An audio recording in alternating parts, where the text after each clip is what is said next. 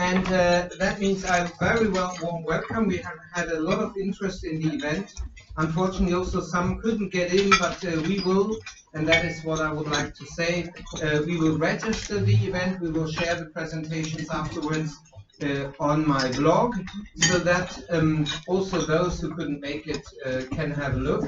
I would like to say that, of course, the background of that event is that we expect end of March the proposal by the European Commission for its action plan how to tackle money laundering. We have had big scandals, and I discovered also very recently that there is a lot of convergence between very different actors, a surprising level of convergence between member states, between banks, between police and law enforcement authorities, that the current regime is rotten. The European Parliament and myself and the Green Group in the European Parliament have been calling for a much more coherent and enforcement and institutional landscape to tackle financial crime in Europe since many years, but now we have a large degree of convergence. I also would welcome Joachim Schuster, who is from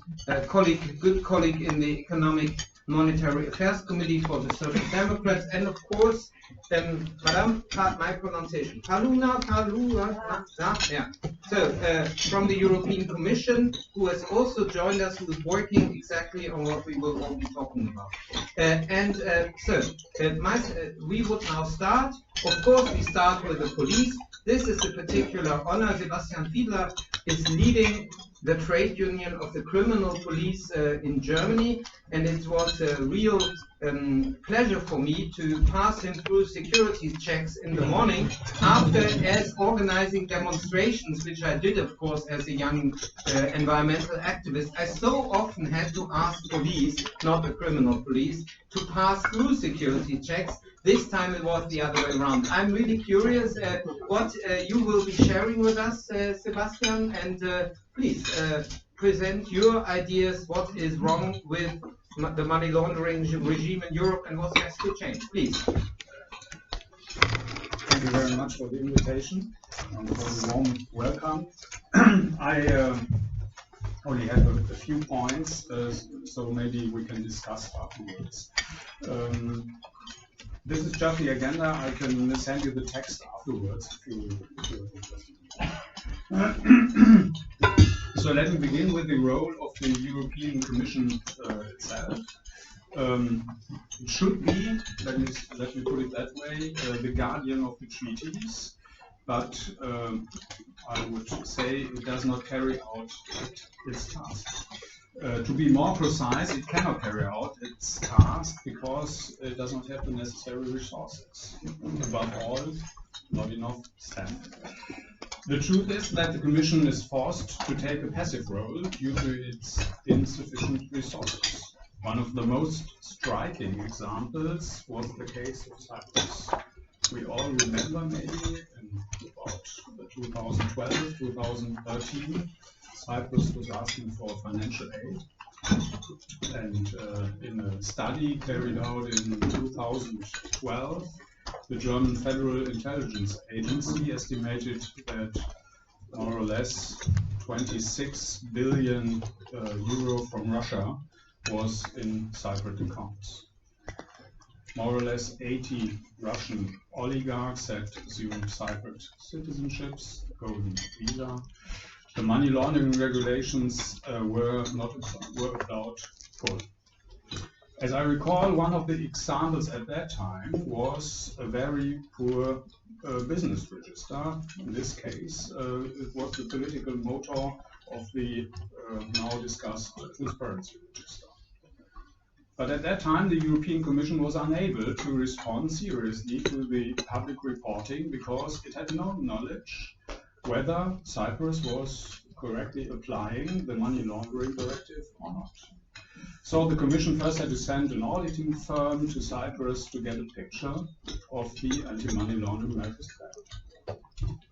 At present, Hungary, the Netherlands, Portugal, Romania, Slovakia, Slovenia, Spain and Cyprus have not implemented the current fifth anti-money laundering directive by the deadline of the 10th January 2020.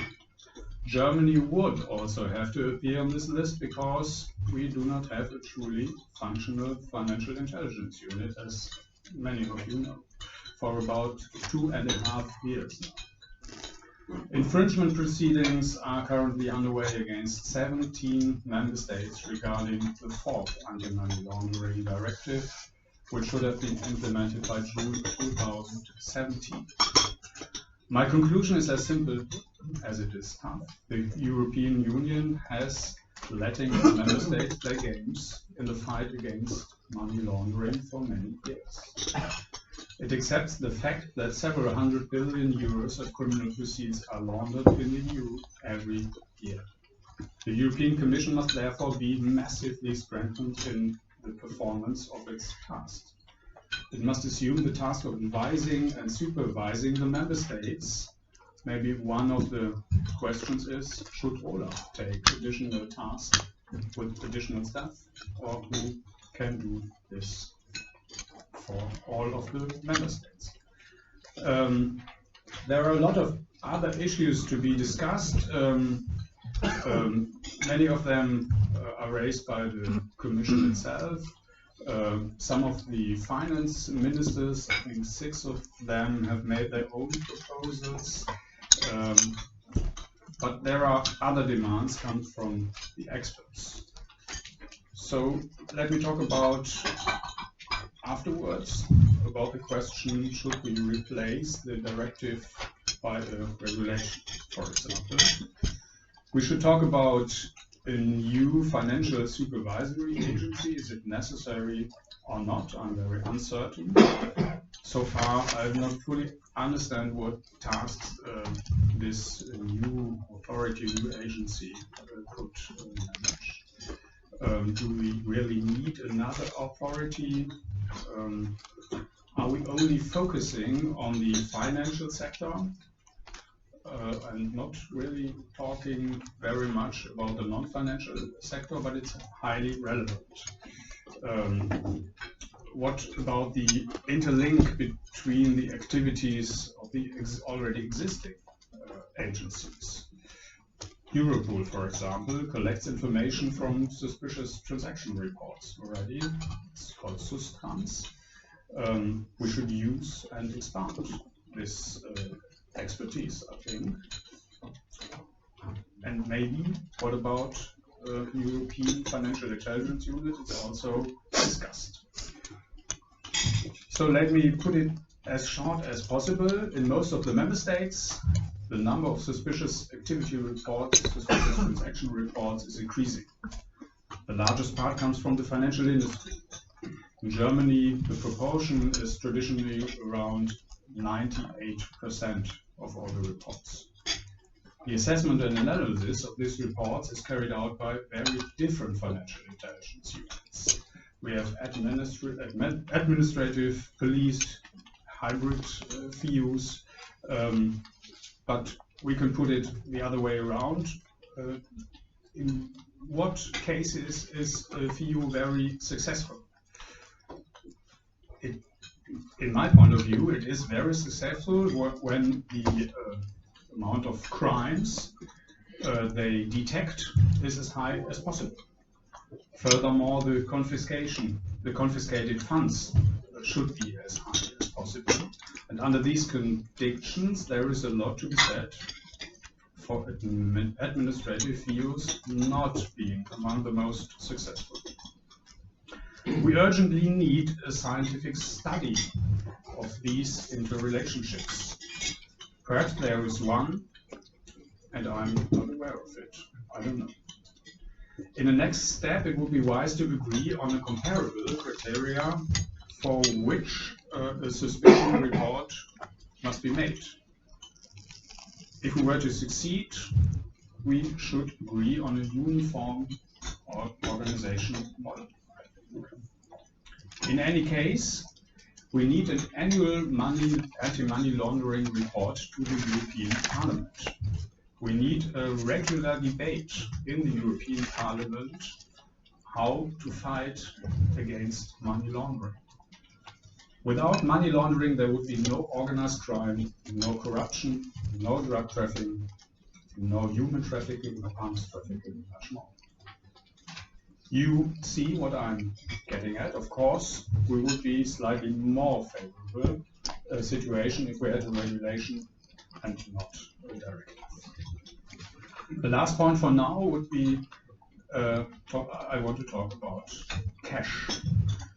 We need an openly and honest debate about cash. From my point of view, and from the point of view of my association, it is urgently necessary to talk about a uniform cash level, cash ceilings in the European Union. There are numerous analyses that clearly show us how important cash still is for money laundering. The best known reports come from Europol, why cash is still the king. In Germany in particular, there are allergic reactions when cash is discussed. These discussions are comparable to those about the speed limit on our motorways. When we propose to introduce a speed limit for certain shops and certain treaties, we are immediately accused of wanting to abolish all cash. But that's nonsense. In other areas, such as in other areas of crime, our aim is to make things as difficult as possible for the perpetrators. And that would be the best known way when we talk about upper limits within the European. Let me put it this way for the moment. Thank you.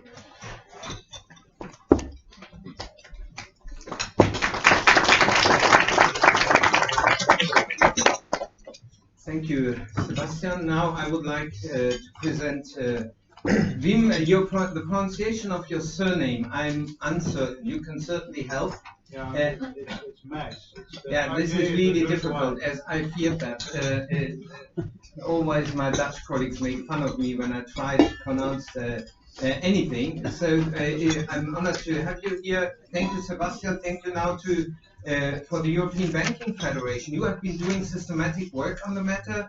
You led a working group, and you are just before publishing your conclusions, and you will be the first to get the gist of it. That's at least what I understand. So, of course, Wim, please share your view on the matter, and looking forward to that. Yeah.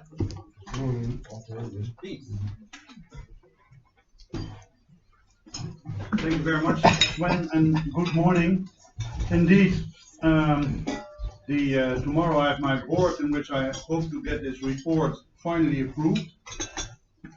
But if you go back to money laundering, and there's a reason why I think it's so important, and that is a very personal reason. Indeed, I am Mijs, I'm the CEO of the European Banking Federation, and no doubt for all members, in view of the scandals that we've seen throughout the banking sector, and also the effect of financial stability, there is no doubt that anti-money laundering is a fight that we need to improve.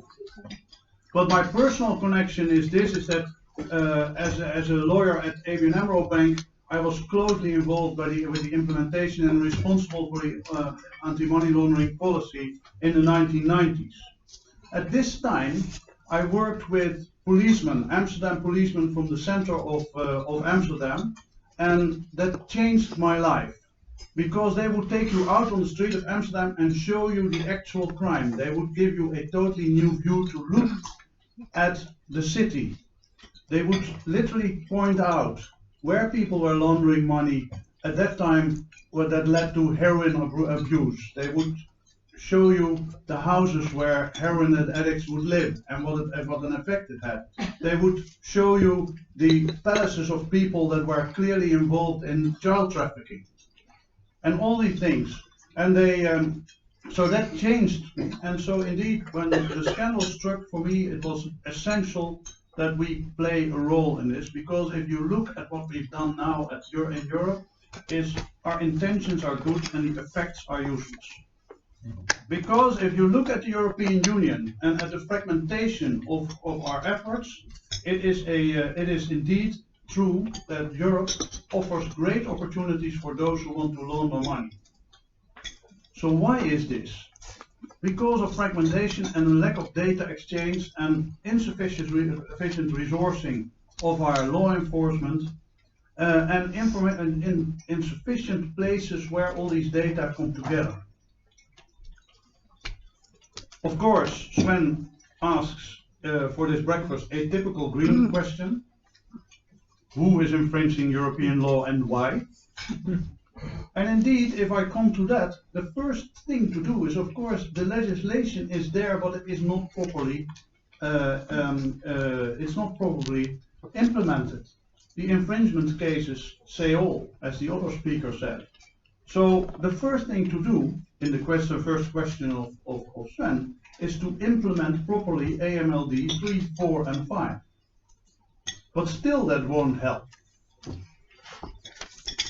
Because indeed, if you ask, and last week we had a dinner where Sven was present with many of the heads of compliance of large banks, explaining that even with a properly implemented AML regime, if they had a bank in which they were present in multiple countries, everything changed per country.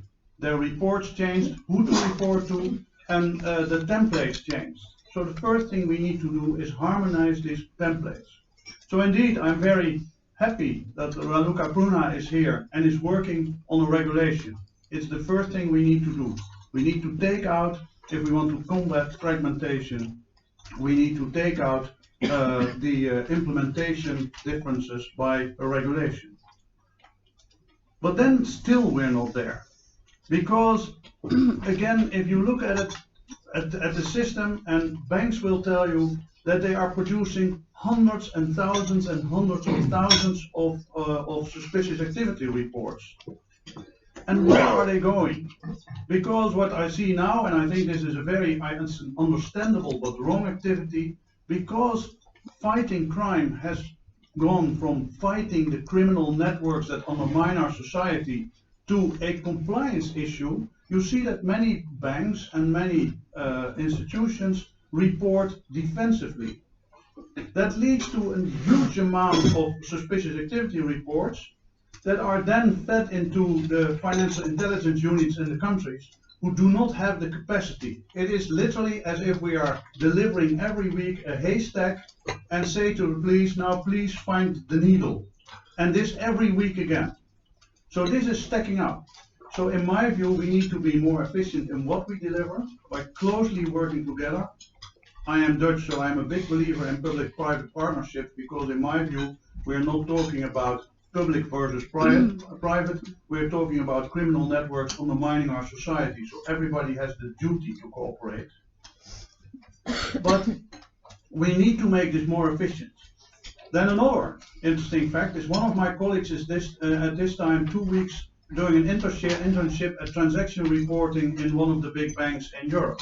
And one of the things he said in the first few days is that 75% of the reports internally are deemed to be false flags, are deemed to be, I use the wrong term actually, are deemed to be nothing, but they take a lot of time. And they say we cannot improve the quality because we don't get feedback. And again, the feedback is a resourcing problem. So where do we need to go now? In my view, there are a number of issues that need to be dealt with. Indeed, a regulation is necessary. Of course, law enforcement is also very local in the member states, so maybe not everything can be put automatically from a directive in a regulation, but nevertheless, I would call for as much as possible.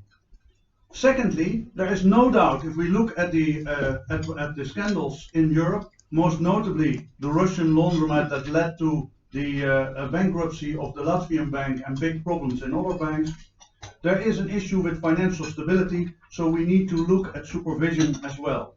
We need to closely look at supervision, but then you get into the question is, normally prudential supervisors do not have the capability or not have the eye of law enforcement officials. So we need to ask and think wisely of where we put this central supervision. As I always say, there's no doubt that the ECB, our single supervisory mechanism, has a role in financial stability. But they, of course, say that they are prudential supervisors and that they are not able or capable to take on this new task. Then, of course, we decided to give the European Banking Authority, which is de facto the rule book, master of the rule book, the place where they to coordinate. But let's be honest, if we see what we're talking about, these 10 people are not going to cut it. They need, in my view, if we choose the European Banking Authority, and I'm happy that these people next door agree with me, they emphasize my point. We need to make them able that they also have a JCAT. JCAT comes from cybersecurity, where there is a group of experts from all countries in a room who see literally all the big money streams. I would call for a group like that to sit together and be able to see either sectors or very vulnerable sectors or vulnerable money streams, and see if they can unearth some of these networks.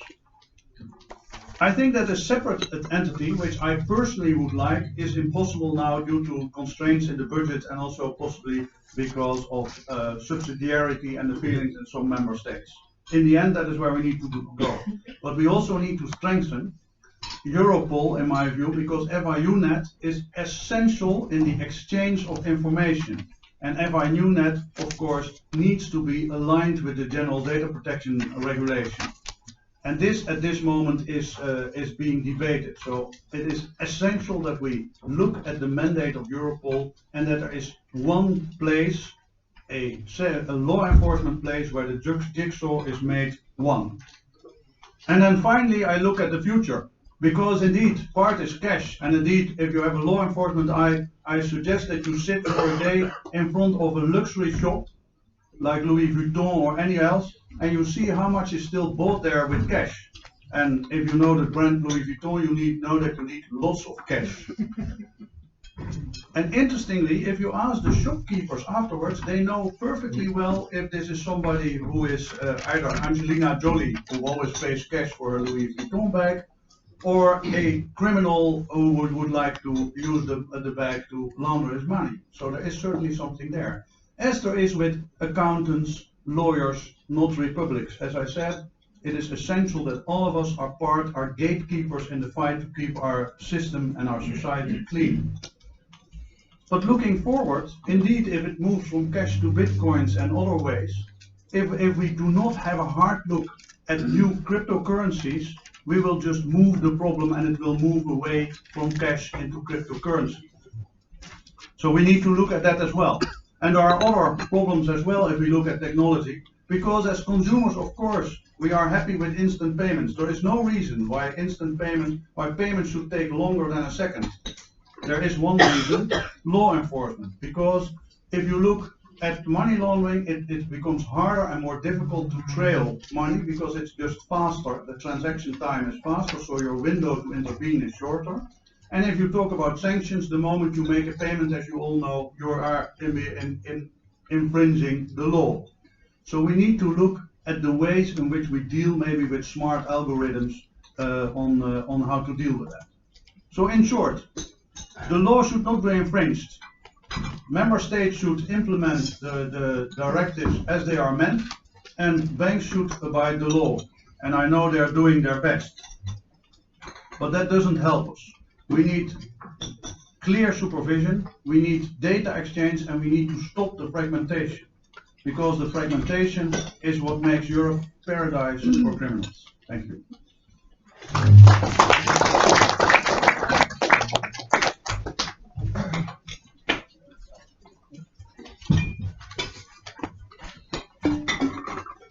Yes, thank you, Wim.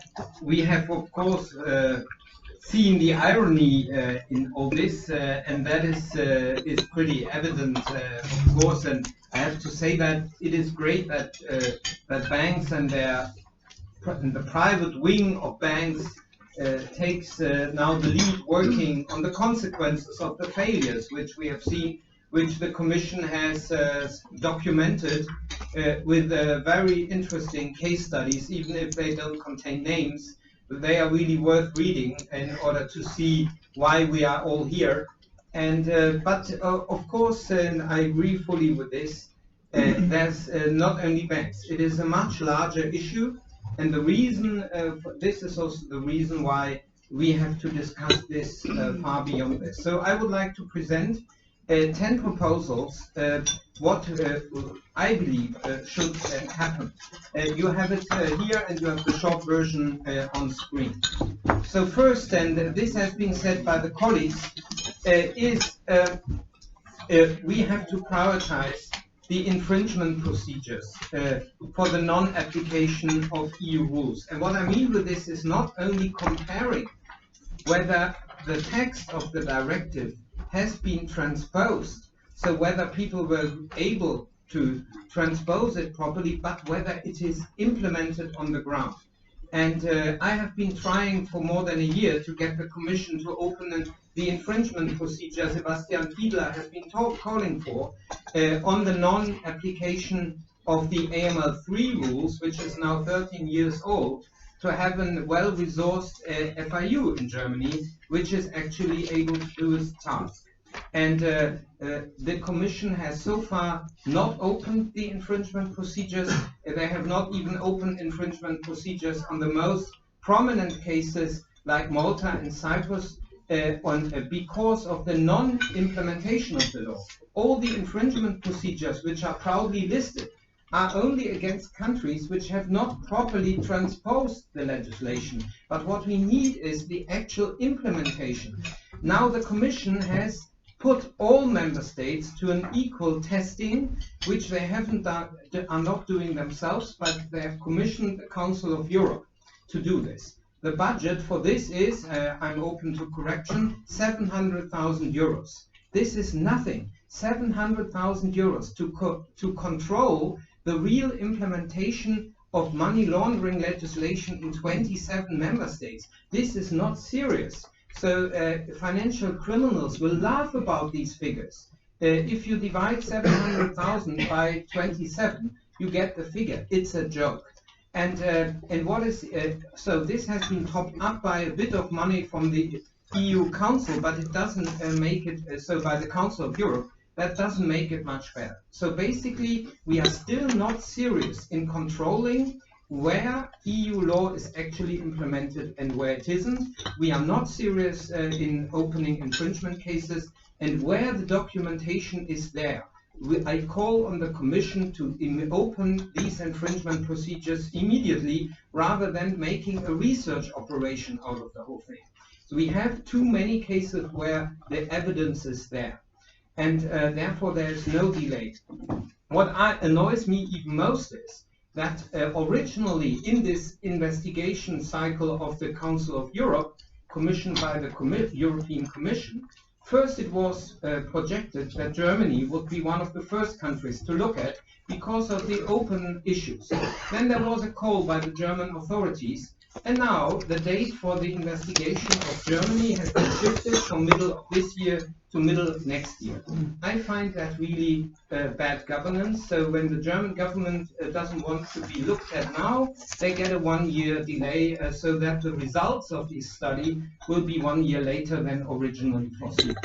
So, but this is so important, and I will be faster now on the other issues. Second, we need to create an EU institutional architecture for fighting money laundering. This is missing. We need, on the one hand, someone who looks at the rules. We need someone who's gathering AML intelligence, and we need a supervisor. And then we need also a law enforcement body, and the EBA, because of its shortcomings of governance, is not the right institution for doing this. They also have a too narrow mandate because their members are looking at banks. And money laundering is not only a banking issue, and therefore, despite being in a beautiful city, I understand the French government that they want to enlarge the importance of the already congested Paris, but this is not the right place to do it. Not at least the EBA, whether it's in Paris or not, is not the point.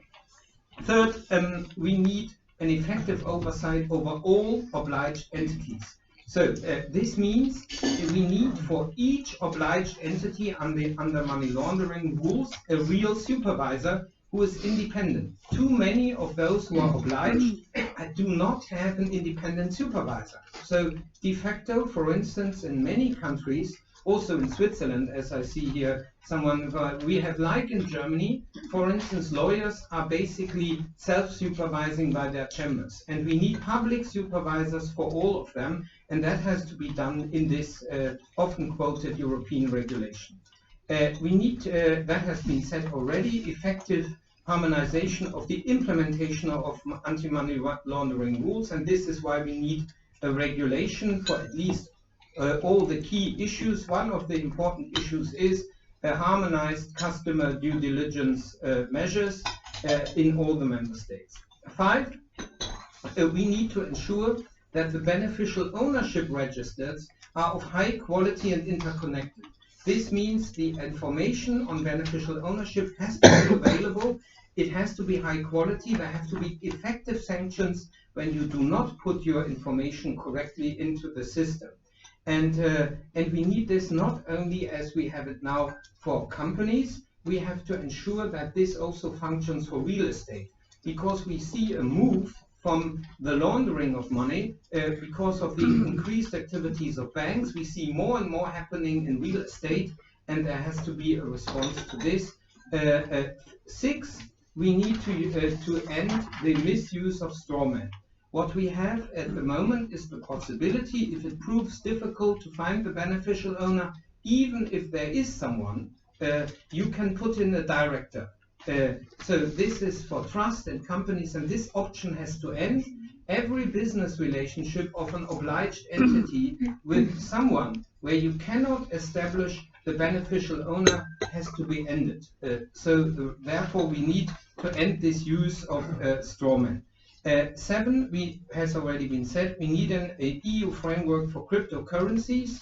The proof that this is being used for criminal payments is already very high. The Bundeskriminalamt, the federal criminal police office, has demonstrated that this is already a massive problem, mainly on trades on the darknet.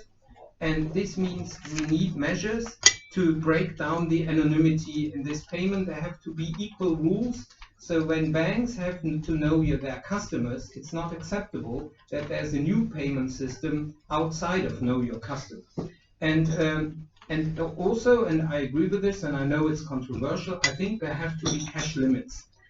So the allergy in Germany has been well described, and perhaps it is the right idea, therefore, an idea which Mr. Schäuble has also suggested, that when you pay, regardless where, above a certain threshold, so not only with obliged entities, but with everybody in the economy, you have to file a suspicious transaction report and inform the authorities above a certain cash limit. And this should be a European universal minimum standard. Countries can go beyond that in limiting use of cash, but this should be the minimum, so we do not want to end cash, but we want at least to end the misuse of cash or make it more difficult.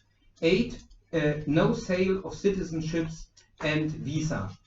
So the golden citizenship and golden visa programs are a huge moral and security problem. They can be used in order to circumvent all the controls, because basically you have another passport than the one which you really have, and you buy it without attachment to the country. You know, I have been working on this for a long time on Malta, but here, of course, the question is, what can the Commission actually do? What can Europe do? Our legal possibilities are limited, but I have one concrete proposal. One could open infringement cases against all the countries using this based on Article 4.3, because it violates the rule of sincere cooperation in Europe. And there were cases of infringement procedures only based on Article 4.3 of the treaty, and this could the Commission do, and then perhaps the agreement of member states would increase to have common binding rules for the sale of citizenship and visa. 9, we need to include financial crime in the prudential supervision. So the pillar 2, so the calculation of add-ons to the capital requirements of banks, should include the financial crime risk. Recent cases have shown that banks which are more exposed to financial crime are having a higher prudential risk. And therefore, it is totally reasonable that when calculating the capital requirements, there should be an add-on for financial crime. I know the ECB is discussing the matter. That is good, but I should start doing it. And the law doesn't have to be changed for that. They can already do it now, because the Pillar 2 rules to setting capital add-ons should cover all additional risks. So therefore, this is an open formulation and should be made use of. So the ECB should become much more active as the national prudential supervisor. And 10, I think we need much more effective cooperation on the implementation of asset freezing and recovery. We discussed too little the low numbers of freezes and confiscations. We should have systematic comparable data on this between the member states. So we learned at the event, which Wim just quoted, that only 1%, Europol said that only 1% of the total money laundered is actually confiscated. 1% is a shame for an état de droit, for a Rechtsstaat. If only 1% of the money laundered is actually confiscated, something is wrong, and we have to do something about it, and we should work together, as we do it today, to close these loopholes and to get the work finally done in Europe and clean up. Thank you.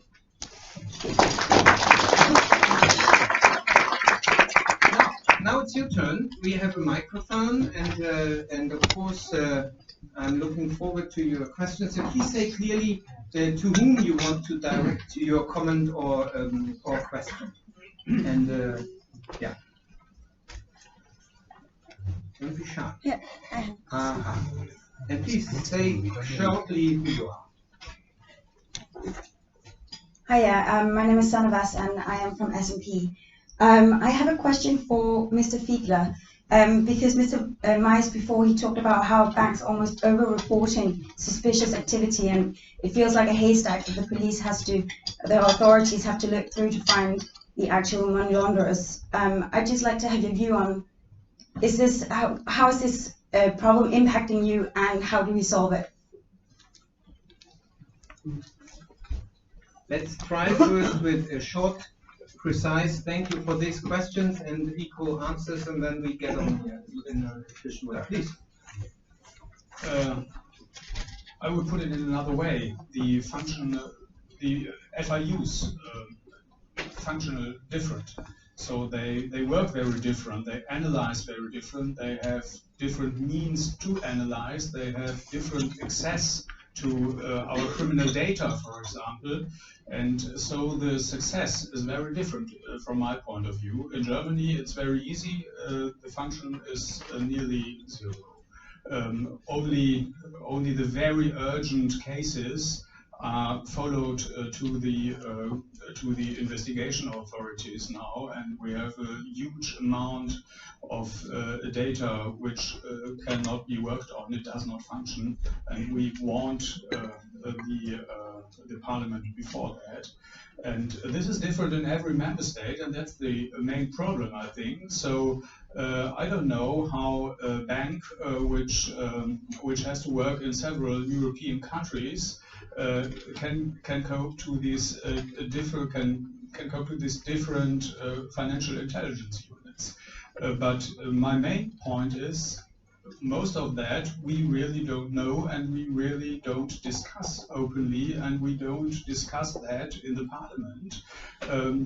It is under the table, I think, and we should discuss that more clearly. That is a real problem, I think. If I may add to that, to the solutions, I completely agree with Sebastian Fiedler. What we have to be very careful about is that the fight against anti-money laundering becomes an administrative procedure. You report and then it's done. And I remember very much from the implementation that there was very close cooperation between law enforcement and financial industry at that moment in trying to root out what the key information were, to see patterns together.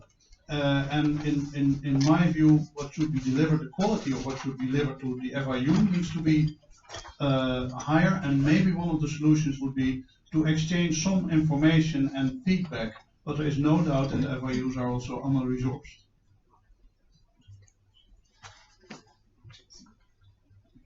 I'm Francesco Varascio from Reuters. A question for whoever wants to answer. It's about whether you think that there is a political will for changes, because all the reforms that are mentioned, we know that, or with years that we know that they were needed. The problems have been clear for years, but we've seen no reforms so far.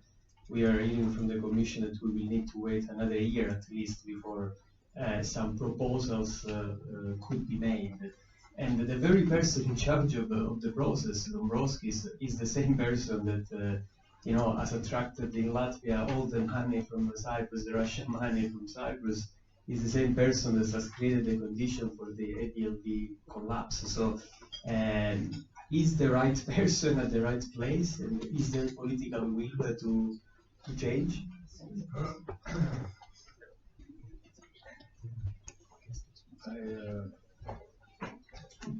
Let me put it in a provocative way. The highest political will is when there's blood on the streets. Yeah. After a terror attack. So that's the reality. When we have a terror attack and we find out afterwards that there had been a suspicious transaction report, which the financial intelligence unit was not able to detect, then we will have a high political will to change.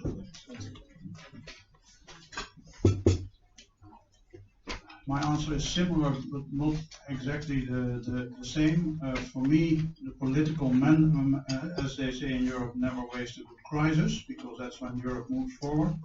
Actually, the only good thing that came of the scandals last year, where the Russian laundromat was uncovered, is if you read the post-mortem of the Commission, you really see what is happening. And I sense that after these scandals and through the political involvement, and the fact that we're here in this breakfast, and the fact that the Commission is working on something new, shows there's political will. My question is, will there be enough will?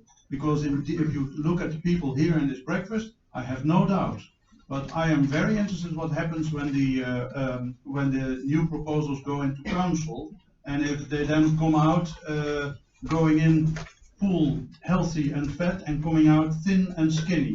And that is what we need to avoid. Well, first I have to say that I'm also always very careful with making conclusions over the past of people. So we know the biblical story from Saul to Paul, and therefore I do not like to discuss it that way. The question is, will the suggestions now be bold? If I see when I started with the issue and had the first discussions with those responsible in the Commission about 8 years ago for AML, the unwillingness to really do something about it was incredible. If I compare it with today, there is already a huge shift in the Commission.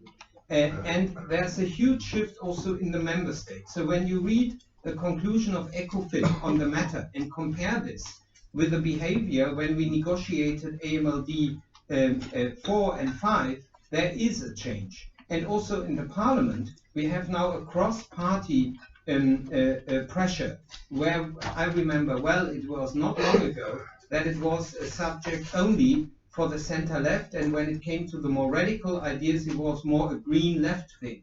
And now we have people from the European People's Party, liberals, equally investing in the matter. So we see a growing consensus.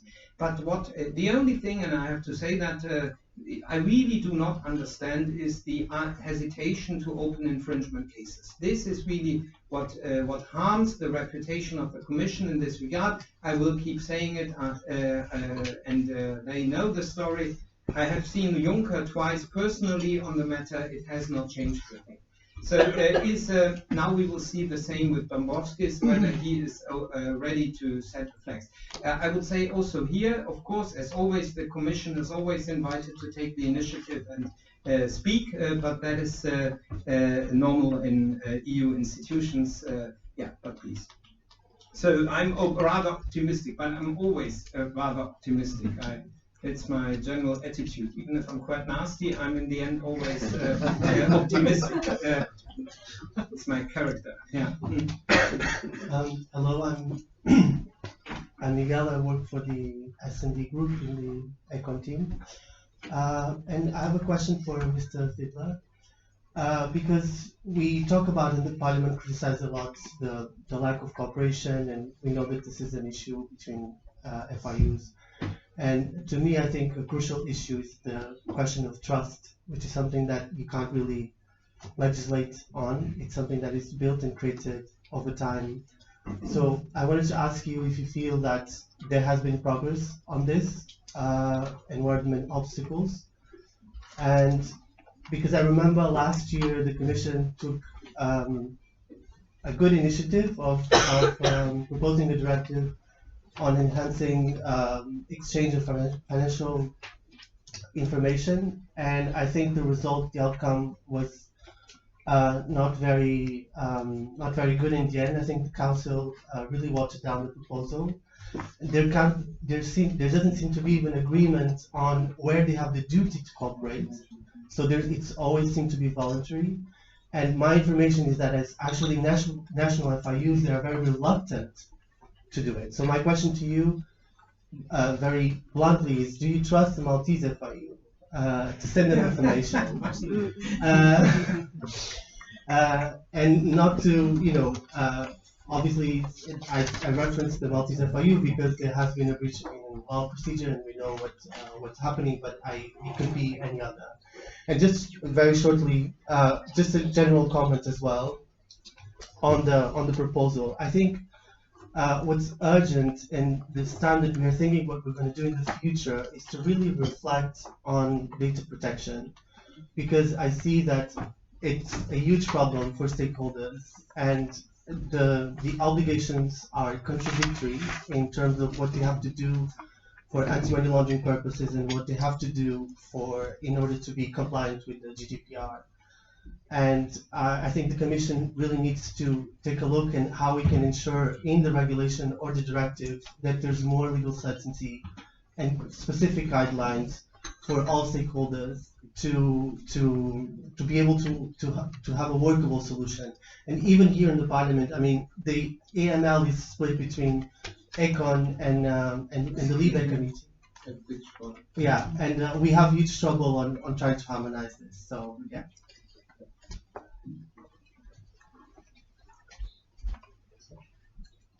So you asked not only about Malta. I think the trust between the FIUs, as far as I understood, I think there's progress, and I think the FIU net is a very good thing, but I will come to the same point as I pointed out before.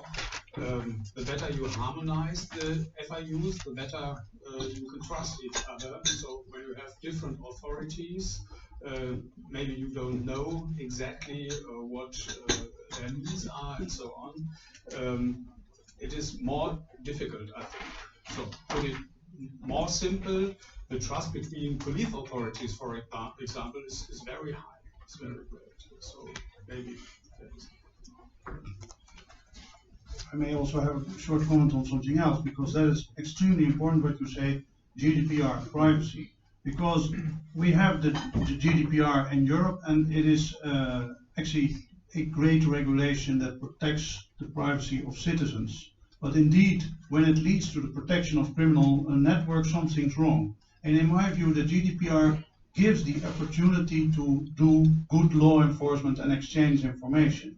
What is lacking, and I must say it was with shock that I read the decision of the data protection supervisor on FIUNet, which makes it unable, which makes it the FIUNet unable to function. If we take this very legalistic approach, which I might personally disagree with, on a very limited view on suspicious activity, if we kill organizations like FIUNet, and let's say if you can't trust Europol with personal data, who can you trust? So this is indeed a serious problem, and in my view, you don't need to change the GDPR for that. You need a bold, honest, and well-balanced review by the data protection authorities. Hi, my name is Loretta Lutkute. I'm representing here Western Union and I'm Vice Chair of European Payment Institutions Federation. So I have two comments and questions, open questions.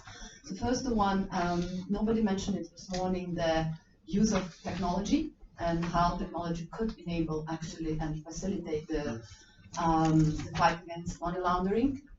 So for example, for the time being, we still don't have a harmonized electronic identification, so due diligences, and that would allow the KYC, know your customer. And for the time being, it's still very fragmented, and each country is advancing a lot, but not working together.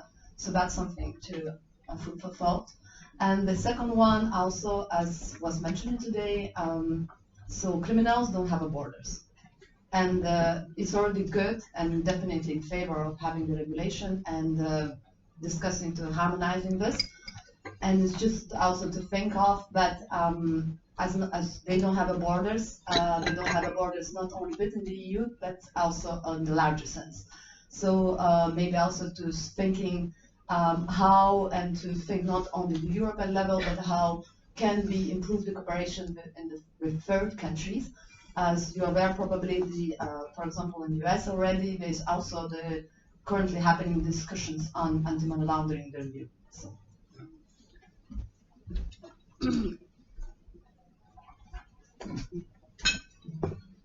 Thank you, Loretta. First, going quickly to technology, I completely agree, and maybe I mentioned it, I didn't emphasize it enough, that with the instant payments, with the speed with which things go, we absolutely need to look at algorithms, not that look at personal data, but algorithms that look at patterns, because you know criminal patterns. And so we need to invest in technology that is able to scan big data for criminal patterns. That's the first one. Second, I completely agree with you on your issue of know your client.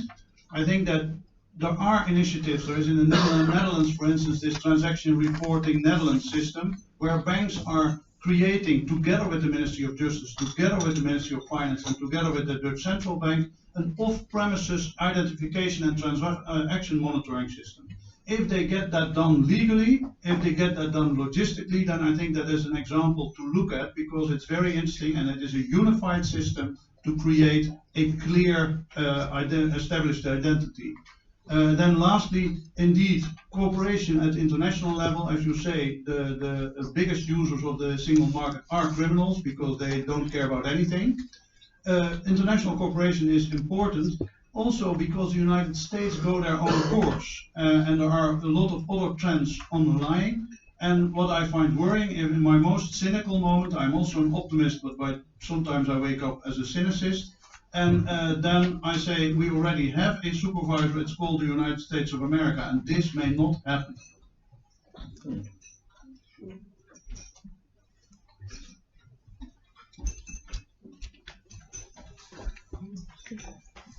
Hi, Ola Vucic from ACME. Thank you for this interesting debate. My question is to Mr. Mijs. You've already kind of touched upon it. You talked about the public-private partnerships in your presentation, and we all know there's Gimlet in the UK. There's, I think, if I'm not mistaken, the transaction in Netherlands. Do you think that similar models should be introduced in other member states? Perhaps we can take two together.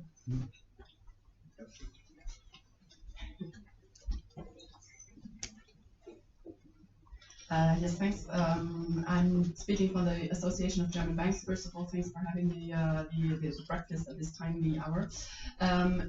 Being a member of WIM, we of course fully share your analysis and the report. I have one question on the open question on the EU agency, though, because don't you see a risk that the debate on this agency, on the setup, on the location, on the staffing, and so on, may kind of divert the attention from the real problems, which Wim and others already mentioned, the lack of harmonization, the lack of enforcement, the lack of standardization, cooperation, and so on. So don't forget by trying to put that on an EU level, do we not divert our debate from the real problems? Even the biggest Chinese best EU agency will not be very efficient if the underlying problems aren't solved properly, I think.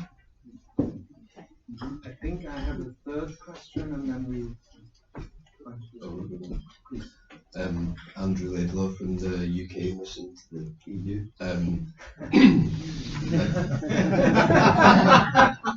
Special note the new branding. I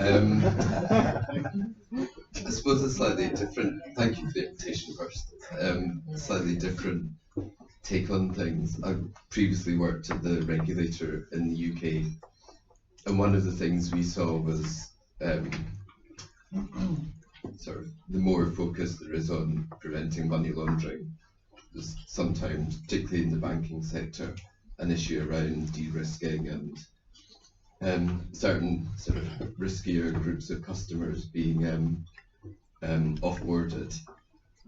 The extent, I'd just be interested in any views on how you sort of balance those sorts of interests to make sure that the more you sort of crack down on the criminals, you're not unintentionally affecting sometimes the sort of most vulnerable either individuals or businesses who might be doing activity that is just, you know, commercially not very interesting for the bank, so it's easier to sort of offboard certain groups. Thanks.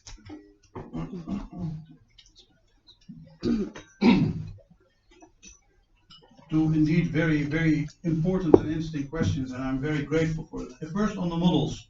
As I think it's clear, I am a big believer in public-private partnerships because indeed, as I said, we have a problem as society. This is not a public problem, this is not a private problem. Of course, public authorities have the lead and the responsibility and should also have. But if we do not deal with the quality of data, if we do not feel co-responsible to what's happening in society with criminal networks, we're going wrong. So Gimlet is a very interesting example in the United Kingdom. That should be studied. And transaction reporting in the Netherlands is also a very important example.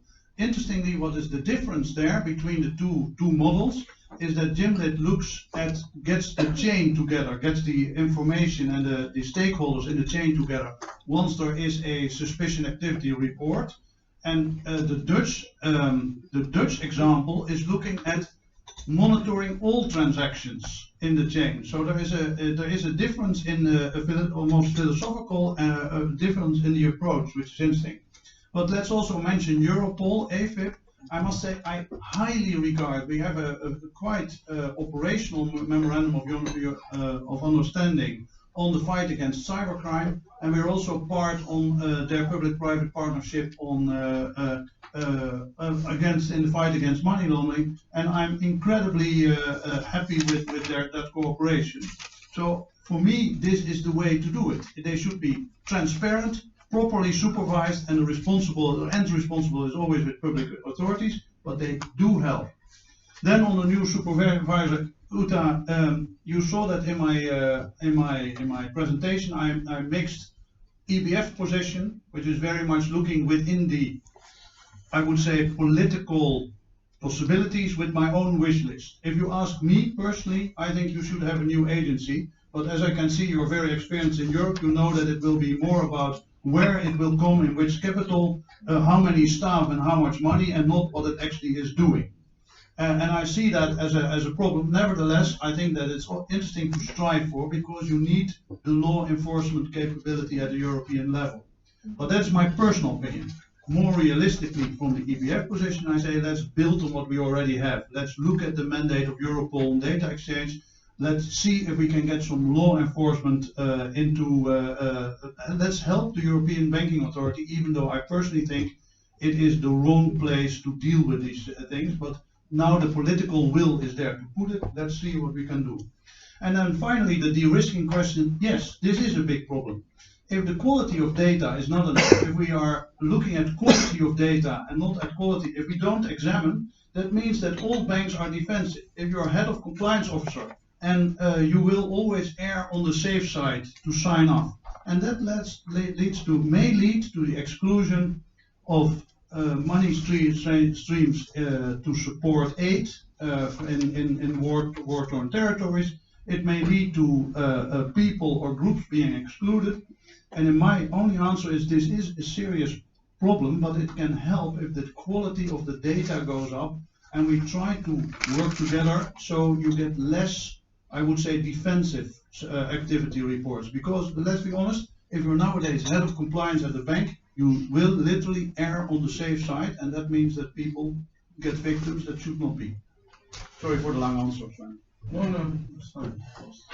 I can put it short. I'm not a fan of the new agency, the new authority, because I think we should, as I already pointed out, we should strengthen first of all the European Commission in its role to look at the member states. We already talked about that, and I fully agree with the point that we made. We should strengthen Europol. We should tell that also DG Budget more often, I think, and we have good colleagues there, we have good expertise, we have not enough data, but we should strengthen that, and we could achieve that. So, the list of questions and answers have shown quite a lot of ground. I would like to make 2 comments on substance and then try to conclude, because there should also be a few minutes for the most important thing at such events. This is the informal possibility to talk to each other. And I would only like to say my understanding is that the GDPR has already a far-reaching exemption clause for users of public authorities and public bodies. So if this is now in the interpretation of the law seen as relatively weak, my understanding is if there would be a clarification by lex specialis, so then like in a reform of the money laundering regulation directive, then this issue could be clarified. And of course, data protection is important and privacy is important, but if you have good proportionate reasons, they can be overruled. And that is exactly the case here. And it's highly unfortunate what happened with FIU.net. Then the second thing I would say on the agency, my understanding is the following. First, that I learned what full support means for the Federation of German Banks towards a European federation. I understood this now, and this is what I always thought how the council works. So Germany is fully in favor, but when the door is closed, anyway. The point is however, I would say we have to distinguish. Therefore, in my number, when it came to the institutional landscape, I think it is clear we need in this area, and there's some confusion, we need regulatory convergence, cooperation and rule building, we need supervision, and we need law enforcement. These 3 functions are, sometimes one forgets one of the functions. And therefore it is clear we have to strengthen Europol. And there is already possible to have European investigatory teams in Europol. They need more resources, and this could be done and used, and therefore why creating for this law enforcement a new body? I would not see that. But when it comes to the other functions, I think there's a very strong case for an agency. We cannot build a new institution legally, because for this we need treaty changes. Therefore, we end up with an agency. Alternatively, one could give the whole thing to the Commission. I would doubt that this would meet the needed support.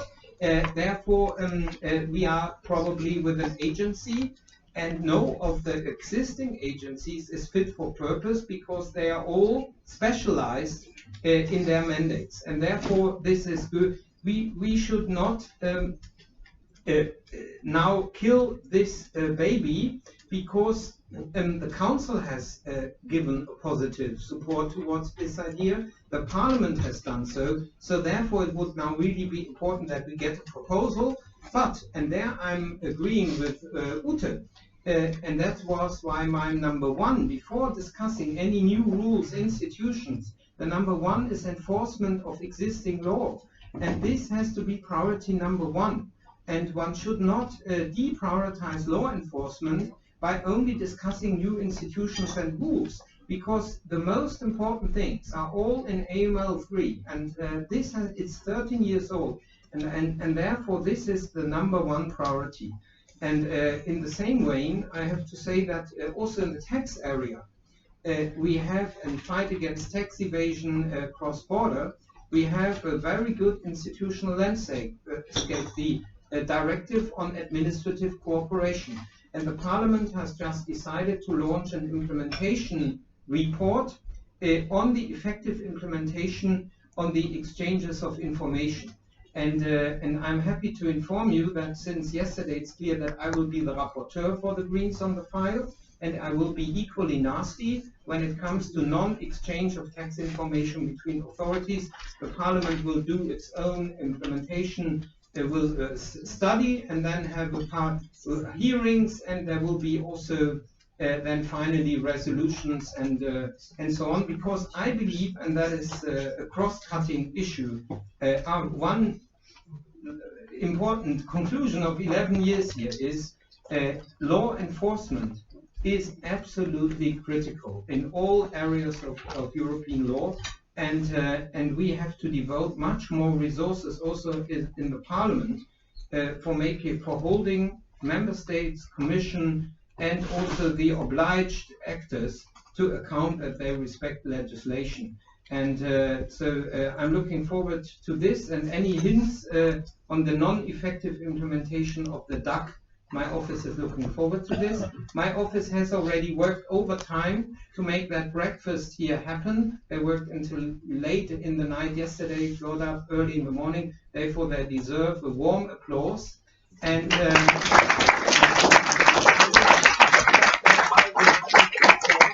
and ironically, after they had to work at strange hours, I have to go now to an anti-harassment training, and therefore I say goodbye. My staff is here, and I wish you well, and a very warm thank you to Sebastian and Wim for your excellent contributions, and I hope the Commission has made notes of everything which was said, and we are looking forward to your proposals. And let's work together to get that sorted. Thank you.